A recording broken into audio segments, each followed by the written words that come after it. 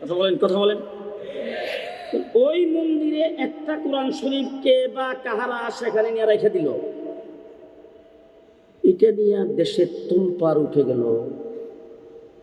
কাদিয়ানীদের বক্সিবাজারের আস্তানা আর হিন্দুদের মন্দিরের মধ্যে কোনো পার্থক্য? তাহলে এইখানে তারা কোরআন শরীফ কি করে রাখে? কথা আসতে বলেন দিন। পরিষ্কার ভাষায় বলতে চাই, লা ইলাহা ইল্লাল্লাহ মুহাম্মাদুর রাসূলুল্লাহ। আমি মুসলমান হিসাবে এটা আমার ট্র্যাক লাইসেন্স।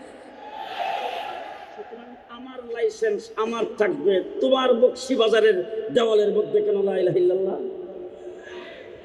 জি, আগে যে কথা বলছিলাম কথাটার সাথে মিলাইবেন, পরিষ্কার কথা। তাদেরকে সংসদে বিল পাস করলেও কাফের, না করলেও কাফের। তবে কাফের বিল পাস করে আমরা করাইতে চাচ্ছি এই জন্যে মুসলমানদের কোনো শব্দ তারা ব্যবহার করতে পারবে না। তাদের বক্সিবাজার আস্তানা সহ তাদের কোনো ইবাদতখানার গেইটে মুসলমানদের কালিমা থাকতে পারবে না। মুসলমানদের বিসমিল্লাহ তারা ব্যবহার করতে পারবে না। মুসলমানের কোরআন তারা ব্যবহার করতে পারবে না। মুসলমানদের নামাজ শব্দ তারা বলতে পারবে না। মুসলমানদের রোজা শব্দ তারা ব্যবহার করতে পারবে না। মুসলমানের ঈদ তারা ব্যবহার করতে পারবে না।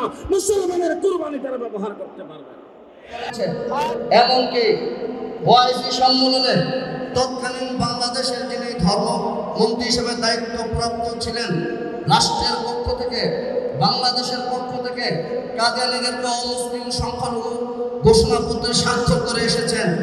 বাংলাদেশের কোর্টও কোনো মামলায় কাদিয়ানীদেরকে অমুসলিম সম্প্রদায় হিসেবে ঘোষণা করেছে। কিন্তু রাষ্ট্রীয়ভাবে যখন ঘোষণার প্রশ্ন আসে, তখন এই জায়গায় রাষ্ট্রীয় যারা ক্ষমতায় অধিষ্ঠিত থাকে, যারা ক্ষমতাশালী ছিলেন, তারা রহস্যজনক কারণে নীরবতা পালন করছে। আমাদের স্পষ্ট দাবি কাদিয়ানী সম্প্রদায়কে অবলম্ব মুসলিম ঘোষণা করতে হবে।